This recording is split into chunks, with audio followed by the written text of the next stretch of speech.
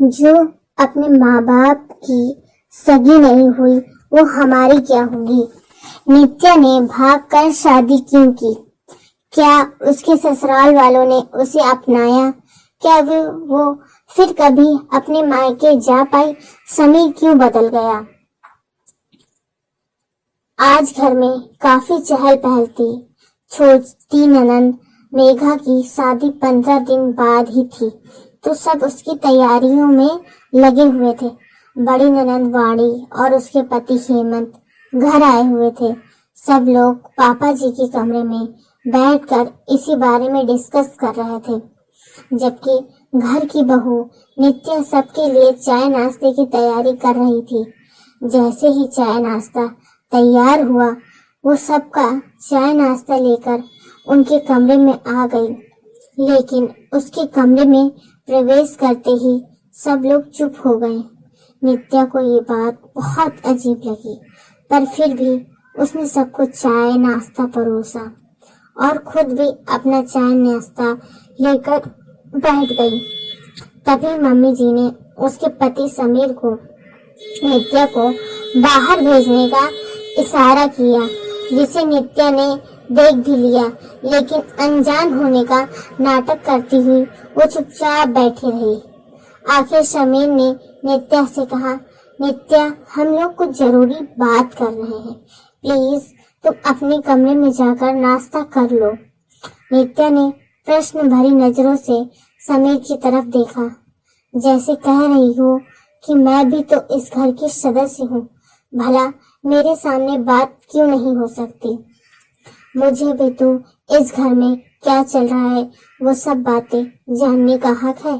शायद उसकी ये बात वाणी ने समझ ली, इसलिए वो नित्या से बोली, भाभी वो क्या है ना कि जब आपके लायक कोई काम होगा तो हम आपको जरूर बुलाएंगे। अभी तो आपका कोई काम नहीं है, तो आप नाश्ता करके अपने काम खत्म कर लो। वैसे भी आपको पता है शादी के घर में बहुत से काम होते हैं और आप घर की बहू हो तो आपको ही सब कुछ संभालना है। उसकी बात सुनकर नित्या ने मन ही मन सोचा, हाँ मैं तो घर के काम करने के लिए ही हूँ, बाकी तो मुझे पता भी नहीं कि कौन कब चला आ रहा है और कहाँ क्या खर्च हो रहा है, घर में क्या सामान आया और क्या नहीं। बाजार से भी सामान लाकर सीधे अलमारी में रख दिया जाता है। मुझे तो कुछ भी बताया नहीं जाता, पर इतने लोगों के बीच बोलकर अपनी क्या बेइज्जती करें, इसलिए चुपचाप उठकर अपने कमरे में आ गई। काफी देर तक उससे कुछ खाते ही नहीं बना, पर भूखे क्यों रहना, आखिर काम तो उसे ही करना था। इसलिए अपना नाश्ता खत्म किया और प्लेट रखने रसोई में जा ही रही थी, तो देखा सब लोग तैयार होकर कहीं जा रहे थे। नंदोई जी तो अपनी चाबी उठाकर पापा जी के साथ बाहर निकल गए। वहीं दोनों नंदे अपना बैग लहराते हुए बाहर आई और भाभी को बाय कहकर निकल गई। सासू माँ प्रतिभा जी भी बाहर आई और नित्या को काम बता दिया, बहू हम लोग जरूरी काम से बाहर जा रहे हैं, तुम दोपहर का खाना तैयार कर लेना और खाने में कुछ अच्छा बना लेना। वाणी और दामाद जी यही खाना खाएंगे। उसे काम बताकर वो भी बाहर निकल गई। समीर बाहर आया और कमरे में अपना वॉलेट और बाइक की चाबी लेने चला गया। तब तक नित्या भी कमरे में आ गई। समीर, तुम सब लोग कहीं जा रहे हो क्या? उसकी बात को सुना अनसुना कर समीर बोला, अभी मम्मी ने बताया तो सही कि जरूरी काम से जा रहे हैं। हाँ, पर कहाँ जा रहे हो? तुम लोगों ने ये तो बताया ही नहीं। अब जरूरी क्या है? हर बात तुम्हें बताना। बता तो दिया कि जरूरी काम से जा रहे हैं और मम्मी ने तुम्हें जो काम बताया वो कर लेना और भगवान के लिए खाना ढंग का ही बनाना। कहता हुआ समीर अपना वॉलेट और चाबी लेकर वहां से निकल गया। नित्या उसके पीछे पीछे दरवाजे तक आई तो देखा सब लोग कार में बैठे थे।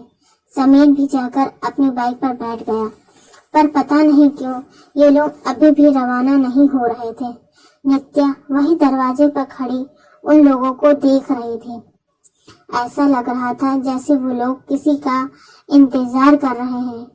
10 मिनट बाद उसे घर में काम करने वाली जमुना काकी आती दिखी। उसके आने पर प्रतिभा जी ने उन्हें अपने पास बुलाया और उन्हें कुछ समझाकर वो लोग वहां से रवाना हो गए। पीछे पीछे समीर भी रवाना हो गया। जमुना काकी घर में आ गई तो नित्या ने दरवाजा बंद किया और आकर सोफे पर निडाल होकर बैठ गई। जमुना काकी अपने काम में लग गई। सबसे पहले उन्होंने प्रतिभा जी के कमरे की सफाई की और फिर बाहर निकलकर उस कमरे के दरवाजे पर ताला लगा दिया। उन्हें ताला लगाता देखकर नित्या ने पूछा, अरे काकी, ताला क्यों लगा रही हो? उसकी बात सुनकर जमुना काकी ने उसकी तरफ देखा और बोली, मैडम ने कहा है कि उनके कमरे की साफ सफाई करके ताला लगा देना। नित्या ने उसके आगे कुछ नहीं कहा, पर उसे हैरानी तब हुई जब जमुना काकी ने चाबी उसे देने की जगह अपनी कमर में खोस ली और घर के बाकी कमरों की सफाई करने लगी। नित्या उसे काम करते देखकर बैठे बैठे सोचने लगी, यही इज्जत है उसकी इस घर में। एक नौकरानी पर भी आंख मूंद कर विश्वास था, पर अपनी बहू पर नहीं। माना कि जमुना काकी यहाँ 10 सालों से काम कर रही है, पर वो भी इस घर की इकलौती बहू है।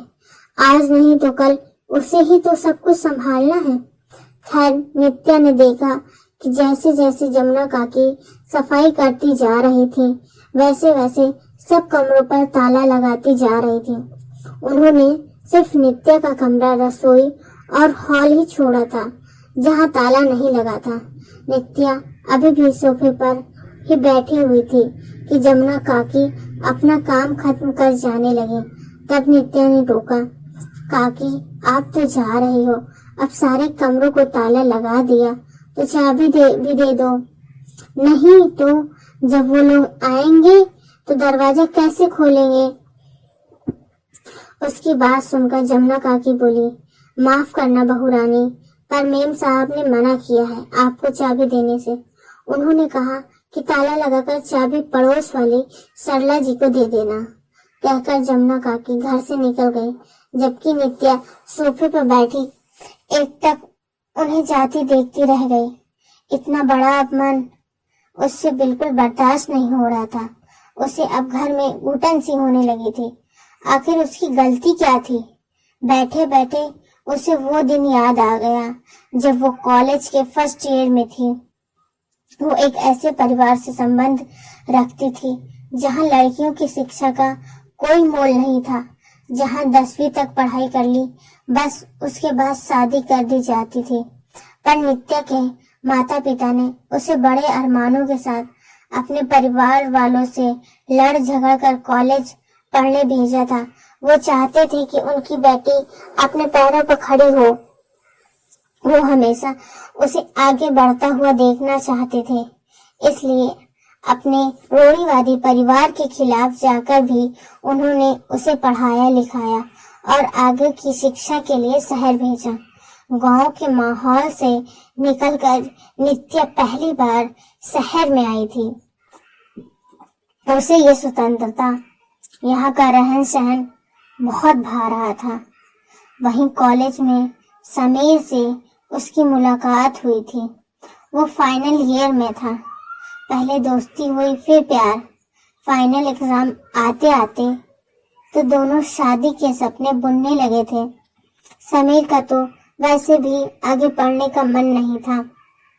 उसे तो वैसे भी अपने पापा का बिजनेस संभालना था, इसलिए उसके लिए ग्रेजुएट होना बहुत बड़ी बात थी। लेकिन इधर नित्या पर समीर के प्यार का ऐसा खुमार चढ़ा था कि उसे ये तक समझ नहीं आ रहा था कि उसके माता पिता पर क्या बीतेगी। उसका एक कदम उसके घर में आने वाली हर लड़की की शिक्षा को रोक देगा। समीर ने उसे सपने भी ऐसे ही दिखाए थे, तो वो तो अक्सर उससे यही कहता था, आखिर इतना पढ़कर तुम्हें कौन सी नौकरी करना है? अरे तुम तो एक बिजनेस फैमिली में जा रही हो। हमारे यहाँ तो नौकर चाकर काम करते हैं। तुम्हें तो वैसे भी शादी के बाद ऐश ही करना है। नित्या धीरे धीरे उसकी बातों में आने लगी थी। गांव में पली बड़ी लड़की को शहर के ऐशो आराम अपनी ओर खींचने लगे थे। उसे समीर पर अपने से ज्यादा विश्वास हो चला था, पर वो जानती थी कि उसके माता पिता शादी के लिए तैयार नहीं होंगे। तैयार तो इधर समीर के माता पिता भी नहीं थे। आखिर नित्या उनके स्टैंडर्ड से मैच भी नहीं खाती थी, तो उन्होंने भी समीर को शादी के लिए मना कर दिया था। लेकिन समीर तो नित्या के साथ शादी की जिद पर अड़ा हुआ था। उधर पता नहीं गांव में कैसे नित्या के माता पिता को पता चल गया और वो उसे यहाँ से वापस गांव ले गए। पर कहते हैं ना, प्यार की खुमारिश सब कुछ करवा देता है। एक रात नित्या सबको नींद में सोता हुआ छोड़कर गांव से भाग आई, पर गांव में आने के लिए उसके पास पैसे नहीं थे, तो आते समय अपनी माँ की अलमारी से सोने के गहने और पैसे चुरा लाई। समीर तो उससे शादी करने के लिए वैसे भी तैयार था, तो दोनों ने मंदिर में जाकर शादी कर ली। पर समीर के माता पिता ने तो शुरू में हुई अपनाने से इनकार कर दिया, तो उन सोने के गहने को बेचकर उन्होंने अपने रहने खाने पीने की व्यवस्था की। जब तक प्यार का खुमार था और जेब में पैसे थे, तब तक समीर भी उसकी हाँ में हाँ मिलाता था। लेकिन धीरे धीरे जब प्यार का खुमार उतरा और जेब में पैसे कम हो गए, तो दोनों का आटे दाल के भाव पता चल गए। दोनों में तू मैं होने लगी। लेकिन दोनों की समस्या ज्यादा दिन नहीं रही, क्योंकि समीर अपने माता पिता का अकेला बेटा था। बाकी तो दोनों बेटियां थी। बुढ़ापे में बेटा ही सब कुछ संभाल लेगा, ये सोचकर कुछ दिनों बाद वो खुश समीर को लेने आ गया। खैर मजबूरन उन्हें नित्या को भी अपनाना पड़ा। अब तो नित्या को भी लग रहा था कि सच में जिंदगी ऐशो आराम से कटेगी, पर असल जिंदगी की शुरुआत अब हुई थी। ससुराल में रहना भी कोई मामूली बात नहीं है। नित्या का सामना अब ससुराल वालों से हो रहा था। कहाँ तो घर में नौकर चाकर काम करते थे, अब ये देख कर के एक जमुना काकी रह गई, जो भी घर की साफ सफाई के लिए आती थी। बाकी रसोई का सारा काम नित्या के हिस्से में डाल दिया गया। अब तो समीर भी पूरी तरह से अपने माता पिता के कहे में रहता था। नित्या के हिस्से सिर्फ जिम्मेदारी आई थी, उसे कोई अधिकार नहीं दिया गया था।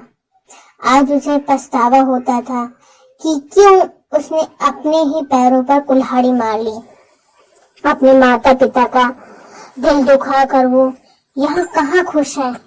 खैर जब उसकी तंद्रा टूटी तो उठकर रसोई में गई और खाने की तैयारी कर दी। इन्हीं सब में दोपहर के 3 बज गए। जब तक सब लोग घर आ गए, समीर पड़ोस वाली सरला जी के यहाँ से चाबियां ले आया। हमेशा की तरह सामान सीधा प्रतिभा जी के कमरे में गया। अभी सब लोग सामान के साथ प्रतिभा जी के कमरे में ही थे कि नित्या उन लोगों को खाने के लिए बुलाने आई। उस समय मेघा अपने सोने के गहने पहन कर दिखा रही थी, जिसकी शॉपिंग शायद आज ही की गई थी। एकदम से नित्या को वहां देखकर उसने फटाफट ज्वेलरी निकालकर बैग में रख दी। वही प्रतिभा जी नित्या को देखकर बिगड़ते हुए बोली, बहू तुम्हें बिल्कुल तमीज नहीं है कि किसी के कमरे में कैसे जाया जाता है? तुम यहाँ मेरे कमरे में क्या कर रही हो? अचानक प्रतिभा जी के सवाल से हड़बड़ाती हुई नित्या बोली, जी मैं वो दरअसल आपको खाने के लिए बुलाने आई थी। उसकी बात सुनकर समीर नाराज होते हुए बोला, खाना क्या भाग कर जा रहा था? आकर खा तो रहे थे। यूं एकदम से मम्मी कमरे में आने की हिम्मत कैसे हुई? समीर ने जिस तरीके से दुत्कारते हुए नित्या से कहा, उसे नित्या बिल्कुल बर्दाश्त नहीं कर पाई। उसकी आंखों में आंसू आ गए और वो बोली, ये क्या, मुझसे किस तरह से बात कर रहे हैं? मैं भी तो इस घर की सदस्य हूँ। मैं भला इस कमरे में क्यों नहीं आ सकती? नहीं आ सकती तुम मेरे कमरे में। मुझे नहीं पसंद तुम्हारा यहाँ आना। यहाँ सारा कीमती सामान रखा होता है।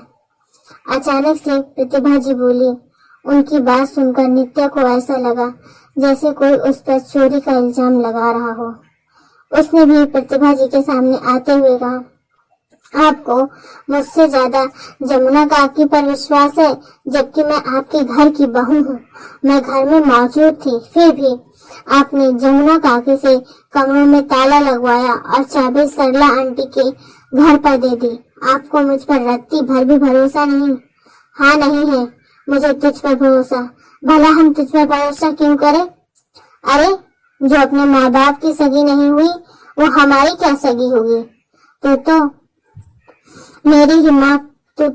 तेरे ही माँ की गहने चुरा के लाई थी, फिर तेरा क्या भरोसा हो कि तू हमारे गहने नहीं चुराएगी?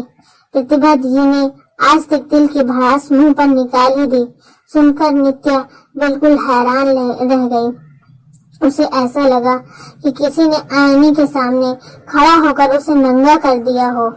अपनी इस प्रतिबिंब को तो वो देख भी नहीं पा रही थी और ना ही कुछ कह पा रही थी, इसलिए अपने आंसू लेकर कमरे के बाहर निकल गई और अपने कमरे में जाकर बैठ गई। आज सचमुच उसके माता पिता का चेहरा उसे याद आ रहा था। उसके विश्वास को तोड़कर आज जो कुछ उसे मिला रहा था, शायद वो उसी के लायक थी। आखिर रात ही हो गई, सबने अपना खाना बनाकर खा पी लिया, लेकिन नित्या को किसी ने कहा भी नहीं। आज उसे पता चल रहा था कि उसकी वैल्यू क्या है। शिक्षा उसके पास थी नहीं, फर्स्ट ईयर के एग्जाम दिए ही नहीं थे, पर फिर भी अपने स्वाभिमान को मारकर जीना नहीं चाहती थी। इसलिए उसने अपनी शिक्षा को पूरी करने की ठानी।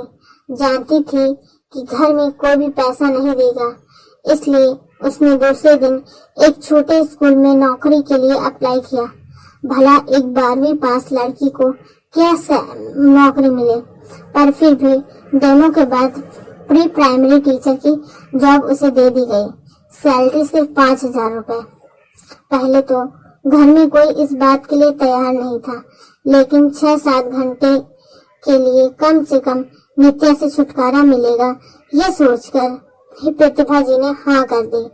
अब अपनी सैलरी से ही उसने फॉर्म भरा और अपने आगे की शिक्षा शुरू की।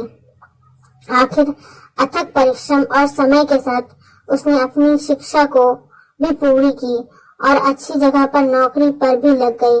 इस बीच को एक बेटी की माँ भी बनी। धीरे धीरे घर वालों ने भी उसे स्वीकार कर लिया, लेकिन आज भी मन का एक कोना खाली था।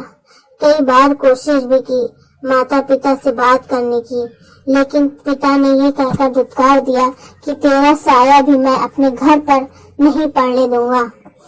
इसलिए इस धुतकार को अपनी जिंदगी का हिस्सा मानकर वो अपनी जिंदगी जीती रही। आज हमारे समाज में बहुत सी लड़कियां हैं जो ऐसा कर रही हैं। कृपया ऐसा कोई काम न करें जिसके लिए आपको अपनी पूरी जिंदगी अफसोस के साथ गुजारनी पड़े।